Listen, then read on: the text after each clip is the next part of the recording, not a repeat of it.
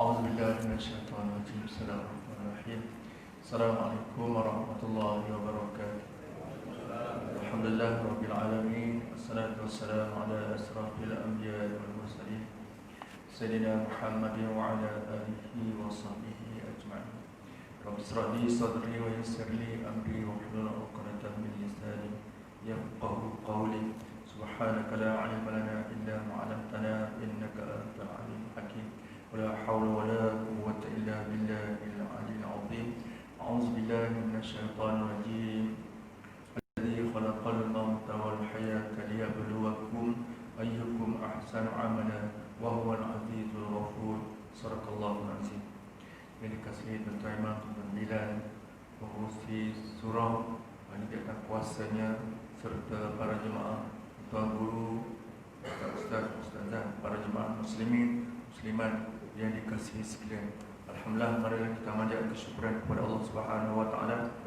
Selawat dan salam pada Imam besar Nabi Muhammad sallallahu alaihi wasallam, keluarga dan para sahabatnya. Allahumma shalli ala sayyidina Muhammad wa ala ali sayyidina Muhammad.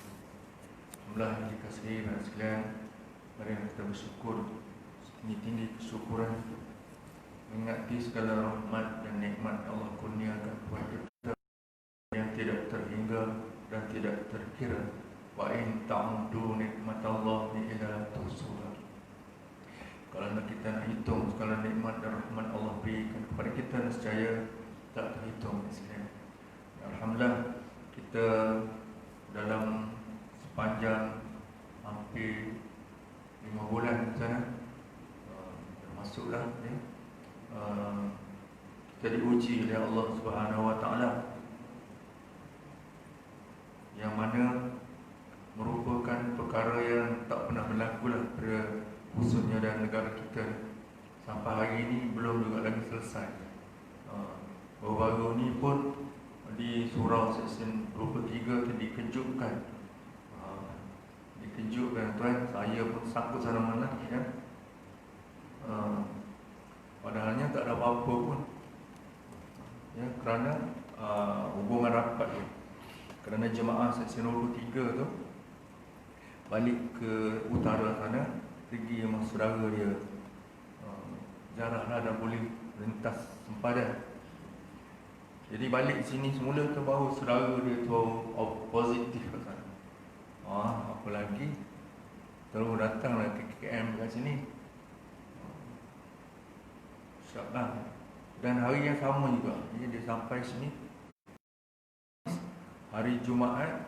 Kita dah siap nak Jumaat pukul 11, Jais pergi tutup surau.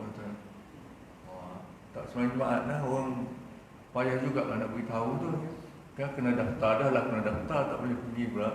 Jadi hara lah juga. Tapi nak macam mana, dah saring-saring, alhamdulillah tak ada apa-apa. Dah 2 kali.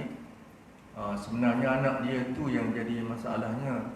Anak dia tu, anak yang keluarga tu sekolah di Kahfah dalam kawasan surau tu. Jadi sebenarnya nak tutup Kahfah tu sekali, dengan surau lah, satu pagar senang cerita. Masa ayahnya pun masuk pergi surau juga. Itulah tuan, saya pun pening juga lah dia buat. Jadi orang kampung, orang Jerantuk, saudara dari Jerantuk tu nak datang rumah tuan, tak naik atas rumah, bagi barang ni bawah tangan, Assalamualaikum balik, tak naik pun, tak boleh. Padahal kita bersalam apa, tidak dengan orang tak jumpa pun, dengan tu dia punya berita dia hebat kan. Selalu ditakutkan, sehingga kita betul-betul jadi takut. Sehingga kita ni dah betul-betul jadi takut. Jadi kalau kira takut tu takut apa tuan? Kalau nak kira takut mati, kita memang akan mati. Kalau kita nak lihat kematian yang berdasarkan kepada penyakit inilah, COVID-19 ni, tak ramai ni. Malaysia tak sampai pun 200 pun. Tapi kalau kita lihat statistik di Seksyen 21. Setiap hari 3 orang. Dia punya prorata dia. Setiap hari 3 orang, tuan. Tu Shah Alam. Bukannya Selangor lagi, bukannya Perak, bukannya seluruh negara. Saya ingat lebih ramai yang penyakit lain meninggal ni daripada penyakit ni.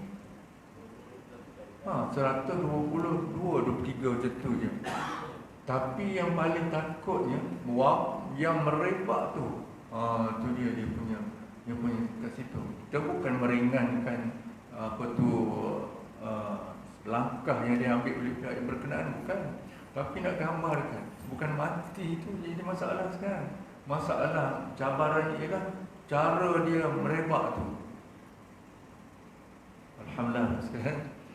Jadi Alhamdulillah kerana mungkin sebab musabah kita khususnya di Malaysia ni ramai ataupun ramai daripada hamba-hamba Allah, manusia yang taat, yang berdoa dan sebagainya. Di samping pula mentaati arahan-arahan. Walaupun di belakang tu cerita-cerita lah juga, macam nak lawan juga di belakang. Tetapi apabila depan dia semua okey betul. Tak ada yang lawan pihak berkuasa ni secara direct, tuan. Mereka ni duduk pagi petang siang malam duduk yang front line tu. Berpeluh tu basah tu sekali. Macam hujan, macam kena hujan walaupun nampak tak basah pun. Kesian kat dia orang tu. Maknanya itu semua pengorbanan sehingga Allah Subhanahu Wa Taala mengambil kira tu, tuan-tuan. Jadi kita kena patuhlah kat mana-mana pun. Tapi janganlah sampai takut nak datang surau pula. Itu yang jadi cabaran tu. Sikit lagi mukadimah balik kampung, tuan. Jadi saya kena memang kat Kelantan, tuan, yang 3 bulan tu.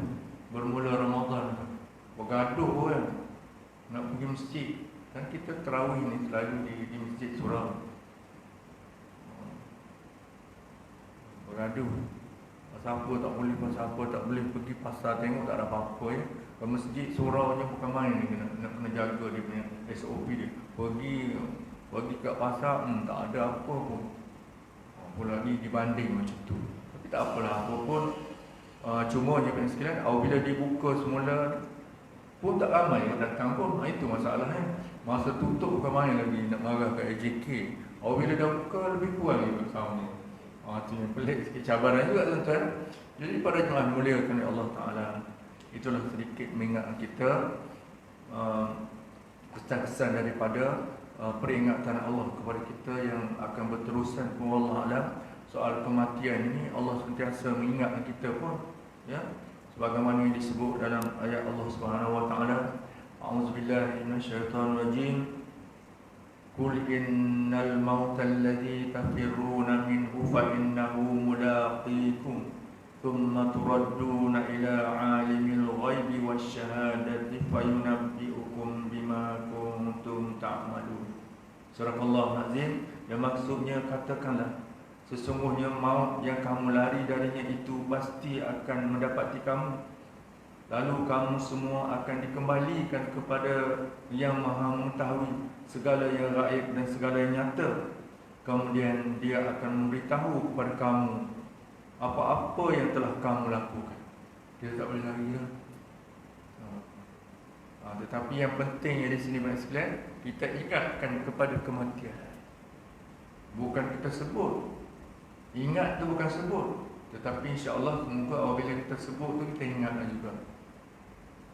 Macam kita sekarang yang kita duk takut ni sebenarnya itulah. Kadang-kadang orang tak takut mati tu, takut dia punya sebelumnya tu. Dia punya cek tu pun dah susah dia kata, tuan. Dikorek hidung semua sekali segala macam tu. Tapi nak buat macam mana, itu dia kaedah yang terbaik lah. Jadi oleh sedemikian sekalian, pagi ni itulah kita cerita sikit mengenai soal kematian lah, ya. Mudah-mudahan kita sentiasa mengingatinya, bukan sekadar sebut, bahkan kita ingat merasainya bahawa perkara itu kita tak dapat elak lagi dalam kehidupan kita. Sebab ada di kalangan kita pun, kita ni bukanlah tuan-tuan, di kalangan manusia ini yang tak ingat langsung. Mereka ni dah tenggelam dalam dunia, walaupun dalam kesibukan wabak yang sebegini rupa pun dia buat tak kisah je. Itu pun satu hal, tuan. Buat satu hal, tak kisah je. Dengan demikian mereka ini akan lalai daripada mengingati Allah Subhanahu Wa Taala. Bahkan kalau kita sebut kepada soal kematian itu, mereka ini akan rasa begitu tak suka dan merasa mereka ini terganggu. Oleh sebab itu, maka di dalam perkara ini Allah Subhanahu Wa Taala mengingatkan kepada manusia yang jauhkan diri daripada ingat kepada kematian dan tak suka apabila disebut mati ni, maka Allah ingatkan dengan ayat yang saya baca tadi.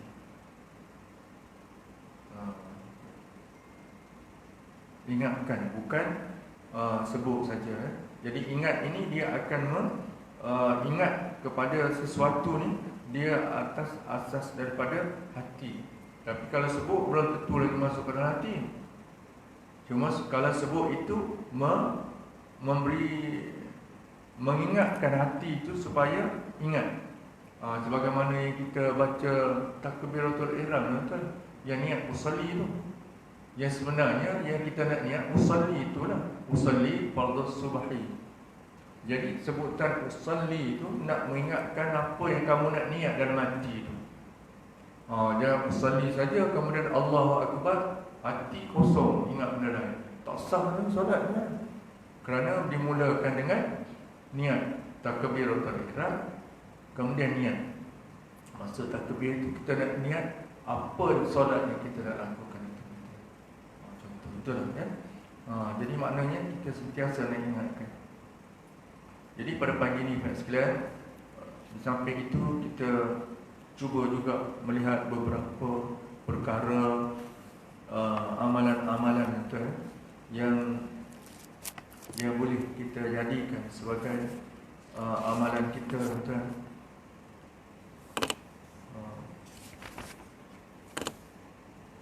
Itu dalam hadis sebaik-baik perkara dan sebaik-baik amal.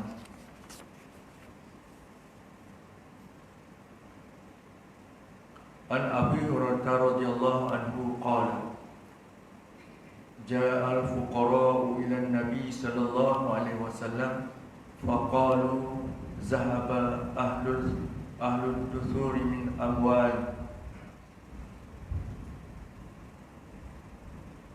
amwali bid-daratil ulama bid-daratil ula wan na'imil muqim yusalluna kama nusalli wa yasumuna kama nasumu wa lahum fadlun min amwali yahujjuna biha wa ya'tamiruna wa yujahiduna yatasaddaquna qala ala uhaddithukum in akhadhtum adraktum man sabaqakum wa lam yudrikkum ahadun ba'dakum wa kuntum khairu man antum baina dhahranayhi illa man amila mithlahu tusabbahu wa tahmadun wa tukabbaru khalfa kulli salatin thalathan wa thalathin. Ini kalau kita tahu, tuan-tuan, iaitu di antara amalan yang perlu kita lakukan sekalian, yang ini disebut tentang tasbih, tahmid dan takbir selepas solat. Itu yang disebut pada kita. Dari Abu Hurairah radhiyallahu anhu, pernah datang sahabat di kalangan mereka yang miskin kepada Rasulullah sallallahu alaihi wasallam seraya berkata, dikata orang-orang kaya dengan harta benda mereka itu akan mendapatkan kedudukan tinggi, juga kenikmatan yang abadi, kerana mereka melakukan solat seperti juga kami di kalangan orang miskin.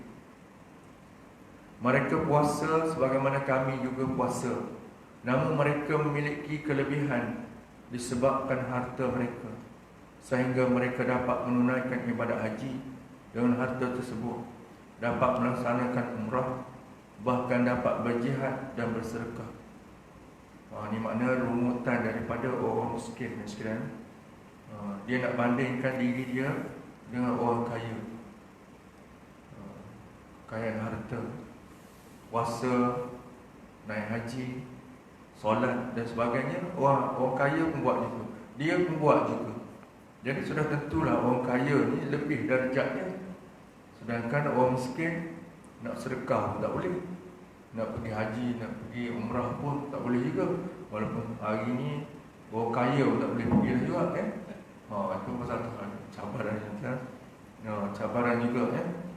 Cabaran sangat-sangat pada kita lah.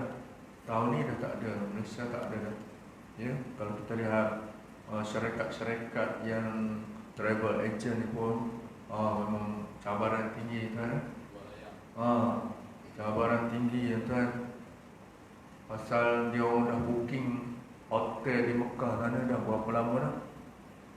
Nak refund duit bukan senang ada orang sana.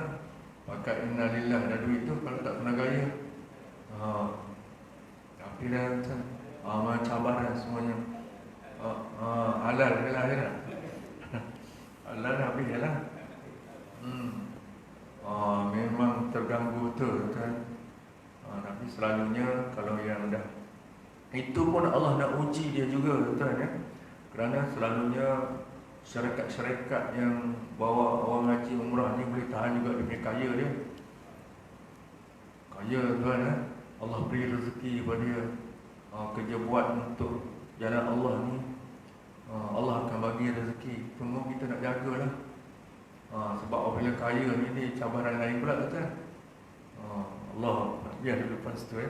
Jadi mereka ni boleh pergi haji, boleh pergi umrah, bersedekah, tapi orang di kalangan orang miskin ni tak boleh buat itu semua. Jadi dia mengadu kepada Rasulullah. Maka Rasulullah SAW bersabda, maukah aku sampaikan kepada kalian sesuatu apabila kalian amalkan dapat mengatasi darjat orang-orang yang sudah mengalahkan kamu tu, yang pergi haji, pergi umrah, pergi dapat sedekah dan sebagainya, dan tidak akan ada yang dapat mengalahkan kalian semua dengan amal ini sehingga kalian menjadi yang terbaik di antara mereka, di tengah-tengah mereka tu, di kalangan orang-orang kaya tu, kecuali bila ada orang yang mengerjakan seperti kamu kerjakan juga. Maknanya Nabi beri jaminan, walaupun kamu tak dapat pergi haji, tak dapat sedekah, tak boleh pergi umrah dan sebagainya, maukah aku beritahu amalan yang boleh mengatasi itu semua, kecuali mereka tu buat macam kamu juga, dia boleh atasi lagi, iaitu kalian membaca tasbih subhanallah, membaca tahmid alhamdulillah, dan membaca takbir Allahu Akbar setiap selesai solat sebanyak 33 kali. Sebab kita dah buat tu. Ringan sangat dia punya amalan tu. Tapi hadis ini yang mengingatkan kepada kita yang paling penting ialah istiqamah. Mana kita buat setiap selepas solat. Ya, sebab kadang-kadang kita ni pun kita kata biasa je. Oleh kerana biasa tu tak payah buat ya. Terutama sekali selalunya lepas semayang isyak lah ya. Kalau lepas semayang isyak kita ada kuliah sebelumnya tu menyebabkan kita kat situ ringkas. Walau bagaimanapun tuan, kalau kat sini tak boleh buat, kita buatlah sendiri. Itu yang diingat kepada kita. Bukan kerana ada orang mengajar tak payah ada tasbih, tak boleh. Bukan tak boleh tu tak betul, bukan maknanya tertinggal kita. Masa kita nak balik tu, dah sekarang nak salam dah tak boleh dah, ya dah. Itu satu sampai tak boleh salam dah kita. Allah. Beri salam tak berapa bunyi dah tutup semua.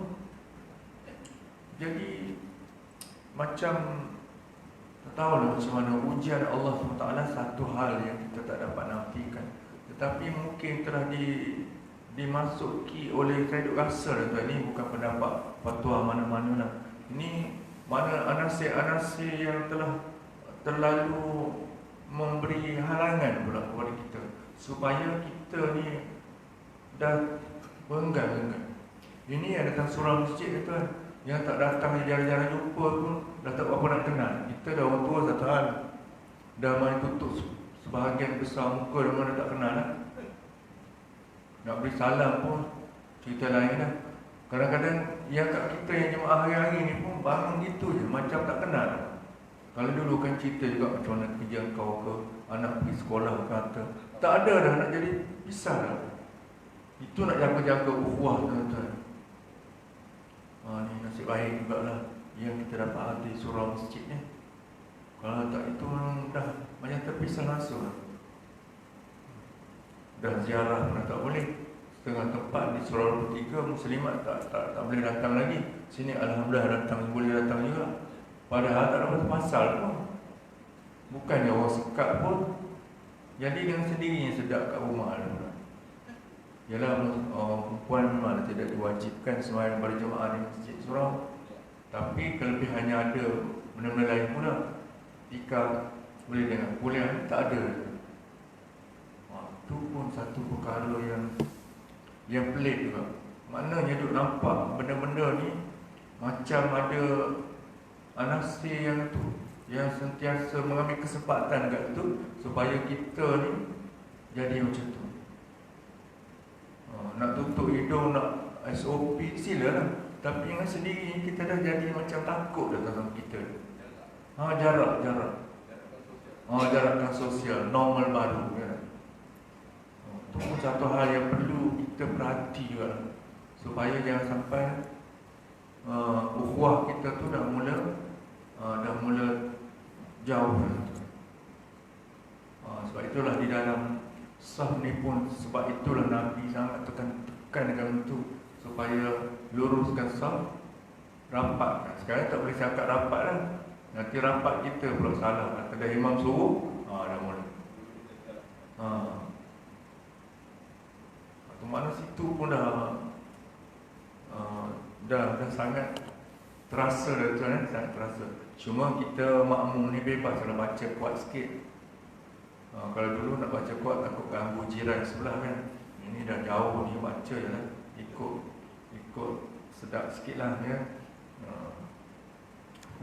Itu satu hal baik tuan. Jadi mengingat kepada kita tentang sebagaimana yang disebutkan tadi, supaya mana kita sentiasa mengamalkan. Sebab ini di antara hadis yang sahih yang disebut, supaya seseorang yang tidak mempunyai harta, yang tidak berkesempatan, tak mampu untuk melaksanakan ibadat-ibadat yang melibatkan harta benda ni, boleh kita coverkan dengan zikir. Selepas solat 33 kali, 33 kali. Nak beritahu kepada kita, maknanya kita tidak akan ketinggalan dalam amal ni sekiranya kita mahu buat. Jadi diingat kepada kita dalam hadis tersebut. Jadi faedahnya Pak sekalian, faedahnya setiap orang, sama ada miskin maupun kaya, berpeluang melakukan amal soleh, kerana setiap perbuatan baik ada nilainya di sisi Allah Subhanahu Wa Taala. Itu yang cerita pada kita. Sebagai firman Allah Subhanahu Wa Taala, lilladzina ahsanul husna wa ziyadah wala yarhaqu wujuhahum fatarun wala zillah ulaika ashabul jannah hum fiha khalidun. Yang maksudnya, bagi orang-orang yang berbuat baik, bagi orang-orang yang berbuat baik adalah pahala yang terbaik, iaitu syurga dan tambahan. Dan muka mereka tidak ditutupi debu hitam, dan tidak ada pula kehinaan. Mereka itulah penghuni syurga, mereka kekal di dalamnya. Ini surah Yunus ayat 10. Sekian. Jadi yang pentingnya di sini hendaklah beristiqamah dalam tasbih, tahmid dan takbir itu selepas solat kerana besar fadilat. Itu dia sekarang. Mana di sini dijelaskan lagi tentang amalan tasbih tadi itu. Sebagaimana sabda Rasulullah sallallahu alaihi wasallam, "Man sabbahalillahi fi duburi kulli salatin salasan wa salasin wa hamidallahu salasan wa salasin wa kabbarallahu salasan wa salasin fatlika tis'atun wa tis'una wa qala mi'ati la ilaha illallah wahdahu la syarika lah lahul mulku wa lahul hamdu wa huwa ala kulli syai'in qadir ghufirat khatayahu wa in kanat misla zabadil bahr." Mana dikuatkan lagi dengan hadis ini kan? Barang siapa yang bertasbih sebanyak 33 kali, bertahmid sebanyak 33 kali dan bertakbir sebanyak 33 kali setelah melaksanakan solat fardu sehingga berjumlah 99. Dengan ucapan, kemudian ia menggenapkannya ke 100 dengan ucapan la ilaha illallah wahdahu la syarikalah lahul mulku wa lahul hamdu wa yuhyi ala kulli syai'in qadir, maka kesalahannya akan diampuni meskipun sebanyak buih di lautan. Sebab itu sekarang dalam kita bertasbih, bertahmid, bertakbir tu maknanya kita kena cukup. Sebab itulah datang di perkiraan tu kita tak boleh ikut juga imam. Kadang-kadang imam pun dia select kat situ. Kadang-kadang apabila kira jari-jari ni kadang-kadang tak cukup. Dan kalau kira tasbih pun dia miss juga. Sebab itu kita kena ambil kira diri kita sendiri tu.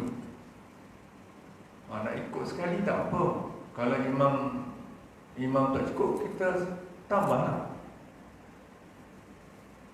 Sebab apa di sini maksudnya? Dia berkira. Kalau kita kan para ulama ni, apa kita lebih dalam 35 ke? Bukan macam tu.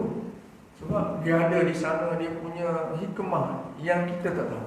Sebab tu disebutkan di sini sebagaimana nama Asmaul Husna kan 99. 99 kan?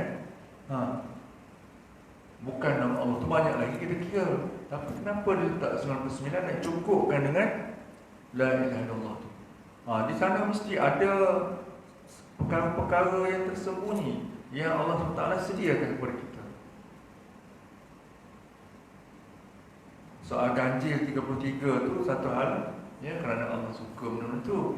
Tapi makna di sana tu ada sesuatu yang kalau mungkin, kalau di kalangan ahli-ahli bahagian ilmu wahyu ataupun perkara-perkara orang yang faqih ataupun orang yang teliti tentang hadis ni, dia akan jelaskan. Tapi saya tak mampu tu. Cuma sekadar mengikut apa yang disebutkan sini, kita lihat dalam satu sudut yang lain, sudah tentulah maknanya para ulama yang mengatur perkara ini ada di sebaliknya hikmah-hikmah sehingga ia mampu untuk sebagaimana disebut oleh Nabi ini, mampu untuk mengampuni dosa walaupun sebanyak buih di lautan. Jadi maknanya kita kena ambil berat. Maknanya kita kena ambil berat dalam berzikir. Sebab itulah ada counter ke, ada yang kita yang bunyi ke tak bunyi ke. Tapi yang tak bunyi tu dia susah sikit, dia terlajak yang kita tak tahu. Tapi kalau yang tekan tu kita boleh nampak button dia. Maknanya kita kena teliti, kita kena kira. Itu yang diingatkan kepada kita.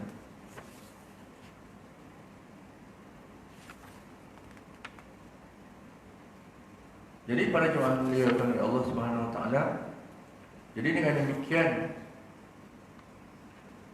diingatkan cemburu kepada kelebihan harta yang dimiliki seseorang bukan kerana kelebihan harta yang dimiliki semata-mata, akan tetapi kerana inginkan kebaikan besar yang memilikinya itu dengan banyak membelanja harta pada jalan Allah. Kita boleh, ya, kita boleh rasa nak cemburu orang kaya ni sebab dia kaya, dapat bersedekah, dapat melakukan amal ibadat. Itu pun kita kena jaga juga kita ni. Jangan rasa kita cemburu kerana orang kaya tu cemburu macam lain. Itu tak boleh juga, ya, rasa tak puas hati dengan orang kaya pula. Tidak. Mana kerana kita tak dapat beramal dengan amalan yang berkaitan dengan harta. Namun demikian Allah SWT telah memberi ruang kepada kita ada sebagai ganti dia kepada Muslim.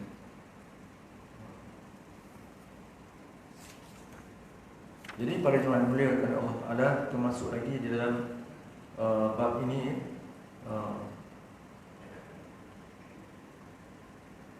yaitu tentang zikir ya sekalian. An Abi Dar radhiyallahu qala Nabi sallallahu alaihi wasallam ala unabbuukum bi khairi a'malikum wa azkaha inda malikikum wa arfa'aha fi darajatikum wa khairul lakum min infaq azhabi wal wariki khairul lakum min an talqaw aduwakum fatadribu a'naqahum wa yadribu a'naqakum.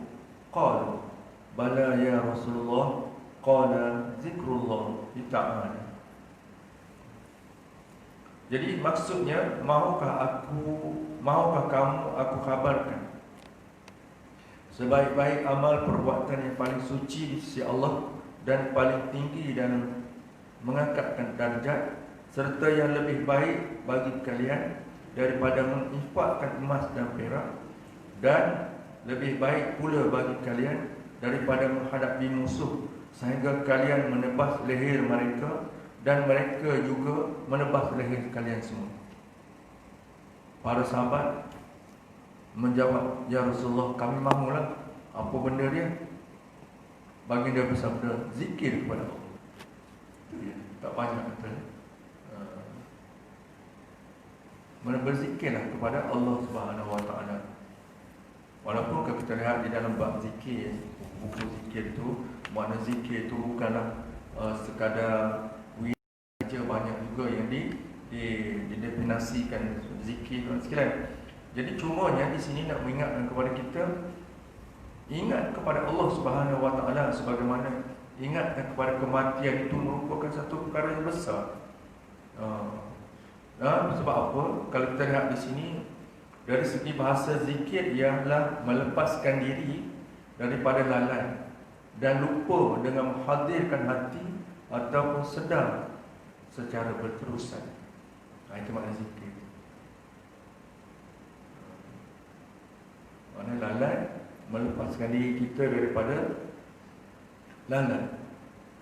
Maka dalam sudut yang lain, sebab itu kita ni tidak dilarang berada di dalam majlis yang memberi lalai kita ingat kepada ini semua. Itu yang asas dia kat situ. Mana kalau kita berada dalam majlis, dalam sesuatu keadaan yang boleh melalaikan kita, itu dilarang. Pasal dengan demikian kita akan lalai. Kita tengok bola tuan. Kalau kita tengok bola, boleh kita ingat ke la ilaha illallah, Allahu akbar. Mungkin payahlah nak ingat, pasal konsentrasi kita tu kepada apa benda di hadapan kita. Apatah lagi yang konsert kan, bukan kata kita ni tengok kan. Jadi maknanya konsert tu yang kadang-kadang kita tak akan ingat, yang kita ingat itulah. Hati kita ni akan lalai. Jadi di sini Walaupun mungkin kita katakanlah, kita kata ni tak berdosa apa-apa, tapi kita dah rugi, kita dah lalai di sini. Sedangkan Allah Subhanahu Wa Taala sediakan banyak kebajikan kat situ. Jadi sekarang ni pun tuan, yang melalaikan ni pun banyak juga kan. Yang ada di tapak tangan kita, dunia yang ada dalam tapak tangan kita tu, itu bukan kita nak jaga. Tapi kat sini tak ada nampak sangat lah. Tengok handset tuan-tuan kan. Mudah-mudahan lah. Sekarang macam-macam lah. Memang dunia betul. Inilah dikatakan dunia tuan. Kita dia sebut pasal dajjal yang sentiasa sekarang ni diingatkan akan timbul dajjal segala macam tuan. Tapi dia punya unsur-unsur melalaikan tu dah ada di tapak tangan kita dah. Besok kalau dajjal datang pun kita pun tak kisah dah. Selalu ada tengok dan tu tak siap dengan gambar lagi. Ya betul tidak macam tu kita tak tahu. Alai tuan. Saya lah. Dah kita yang tua ni maklum masa muda tak ada macam ni. Kalau macam budak. Kalau anak-anak kita sekarang, budak yang umur berapa dah, mak dia dah bagi dah, ni abah nak cakap. Padahal budak tu bercakap tak pandai. Bagi dia kepada kerana abah nak jabat rindu kepada anak. Bagi anak. Anak baru meniarak, baru bagi dah set. Dah boleh cerita. Dan akhirnya dia benda tu jadi dah. Yakin tak? Kita yang rasa boleh fikir ni pun tergoda juga. Macam sekarang ni handset duduk dalam kereta, nak balik ni, naik start kereta agak-agak tengok dulu. Macam penting sangat kita ni. Mana dah jadi biasa, normal biasa. Walaupun kita tak dapat nampikan kebaikan tu banyak zaman-zaman sekarang ni. Kalau tak ada benda tu, COVID punya SOP ni yang kena lock tuan-tuan, payah juga. Nak bercakap tak boleh, nak turun ke sana tak boleh. Baik ada benda ajaib tu. Tapi dari satu sudut yang lain pula tuan, orang lain pula ikat kita. Sekarang ni syarikat Google yang kontrol kita semua tuan. Dia kontrol kita lah. Kalau hilang ni tuan, kalau tinggal isteri terlupa nak bawa, tak apalah, dia dah boleh nak bak sendirilah. Tapi kalau tertinggal handset, orang pusing balik. Katakanlah janji nak pergi mana, rumah dah siap, kita tak borak-borak pergi dah. Naik Grab lah yang call lah, kita jumpa sana tempat kita nak pergi tu. Tapi kalau tinggal telefon, pusing balik. Pentingnya tu. Sehingga dia boleh kontrol kita macam tu. Nak jaga-jaga. Dan kerana di sana kebaikan ada dan kelalaian pun ada kat situ. Dia akan ada dia punya sebalik-sebaliknya tu. Bila tengok tajuk ni dia akan sambung lagi. Lepas tu lagi. Jaga sangat tuan-tuan. Lebih-lebih lagi kita orang yang dah 60-70 siri ni lah ya. Nak jaga. Kalau tidak, kita akan tergoda juga. Tak usah cakap lah saya tak tahu tuan-tuan.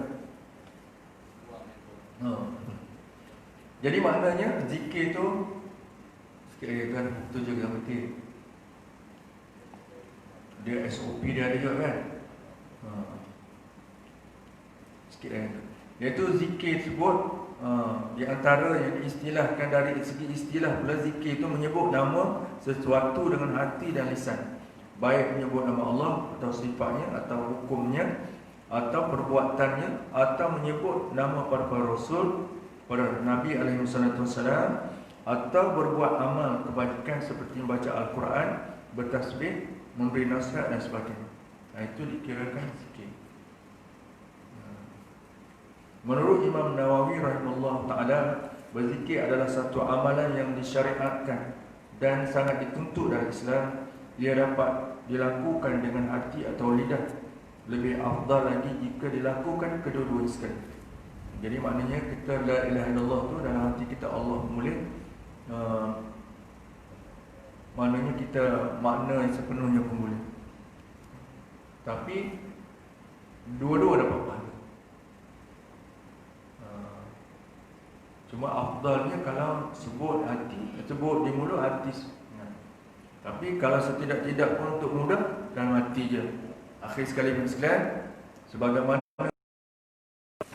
yang disebut oleh Nabi SAW, man ajaza minkum anil laili an yukabidahu wa bakhila bil mal an yunfiqahu wajabuna anil aduwi ahyan yujahidahu falyukthir min zikrillah.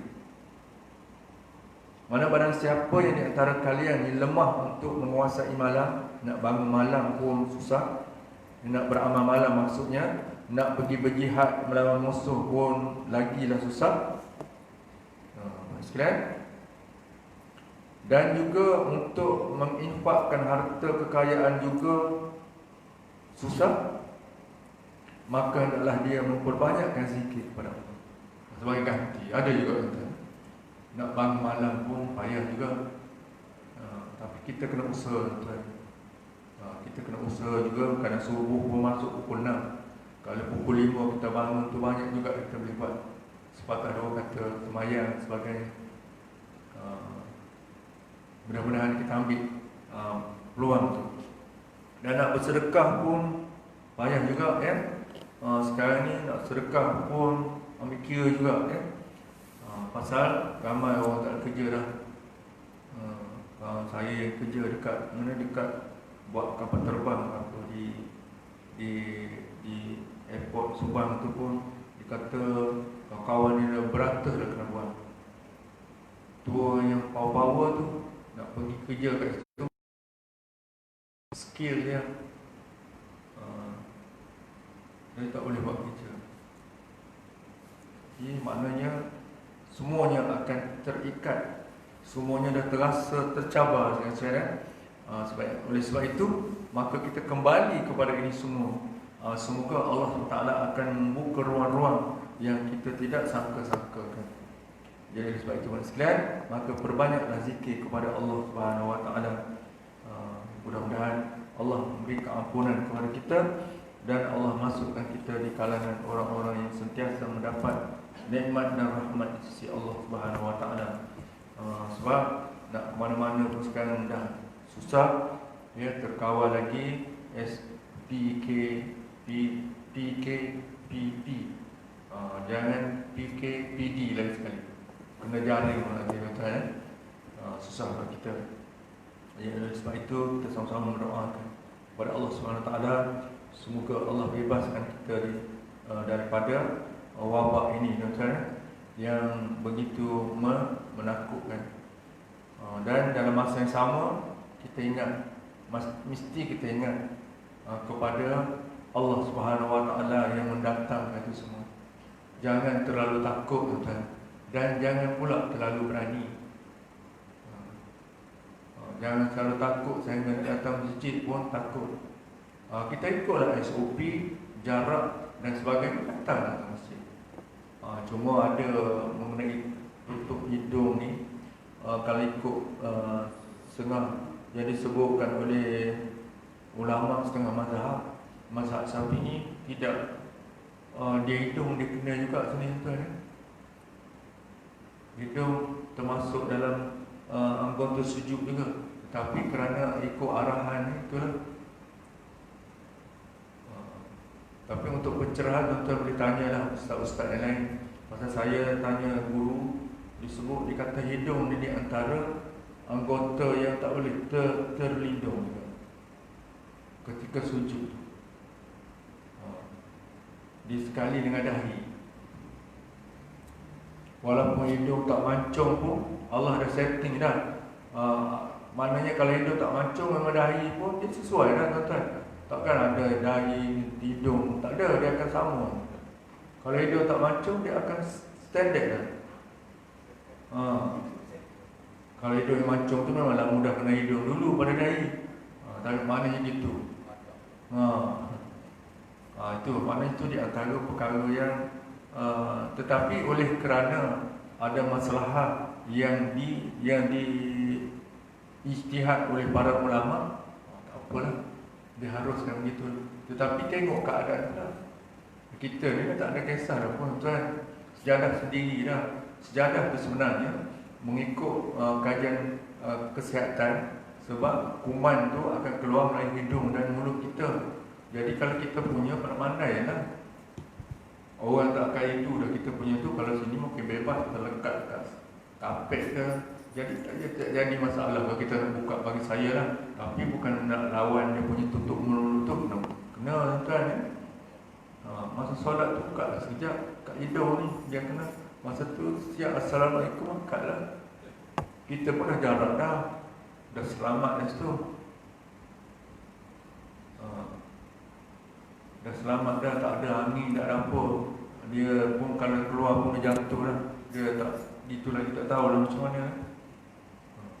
Jaga. Tapi untuk itu tuan-tuan bolehlah tanya Ustaz, boleh memberi pencerahan tentang anggota sejuk hidung atau memadai dengan dahi saja.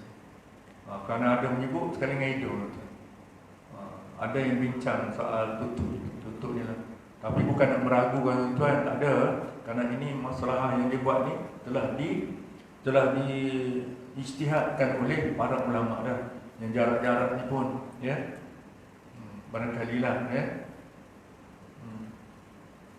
Cuma nak mengelak daripada sakit berjangkit. Itu ada. Cuma sekarang ni yang lepas yang masuk teruk dulu itu lain cerita. Yang sekarang ni yang dah PKPP ni. PKPP ni dia punya taraf dia adakah sama dengan PKP yang mula-mula. Jadi situ kita kena gunakan pula. Bukan kita nak ikut dia macam tu. Pasal dia dah longgar dah. Ni kan tuan sekarang duduk macam ni. Sini jaga jarak. Kalau jom kita pergi restoran, tak ada jarak mana dah. Orang yang sama juga ni, yang pergi ni, jom restoran mana-mana. Tak tahu mana dah. Nampak ada di situ. Itu yang saya rasa ada elemen-elemen yang tertentu yang seolah-olah di sebalik nak menjaga kesucian Masjid Surau tu, jadi terjadi macam tu. Sebenarnya dia nak elak daripada tercetusnya wabak ni berlaku di Masjid Surau. Takut jadi satu sebenarnya itu. Takut dia selindung di balik nak jaga kesucian tu sehingga jadi macam ni. Itu masa dulu. Tapi sekarang dah tak taraf dah. Dah PKPP dah tuan. Dah longgar dah. Nak kaitkan dengan solat tadi lah tuan, itu yang saya sebut tu. Wallah alam, yang baik daripada Allah Ta'ala, yang tak kena, yang tak sesuai kelemahan saya, harap maaf semuanya. Mudah-mudahan Allah ampun dosa kita bersama. Dan kita akhiri dengan tasbih kafarah suratul Asr. Subhanakallahumma wa bihamdika, asyhadu an la ilaha illa anta, astaghfiruka wa atubu ilaik. Bismillahirrahmanirrahim. Wal asri innal insana lafi khusr illa alladhina amanu wa 'amilus salihati wa tawassaw bil haqq wa tawassaw bis sabr. Sadaqallahul azim. Assalamualaikum warahmatullahi wabarakatuh. Wallahu a'lam. Allahumma salli. Allah